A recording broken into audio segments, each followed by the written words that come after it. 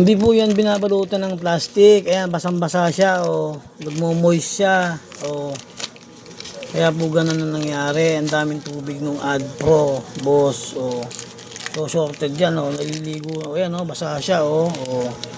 Hindi po pwedeng balutan yan ng plastic. Ayan, umaagos yung plastic yung tubig dyan o.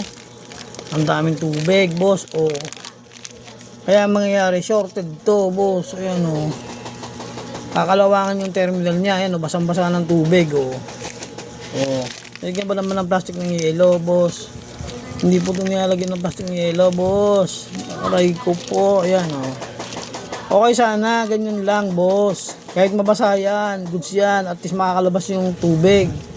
Eto, moist talaga yan, boss. Parang niluom mo siya, o. Ayan, boss. Yan po, sira, boss. Sabi, hindi pwedeng ganyan, boss. Yan. Hindi po pwede yan, boss.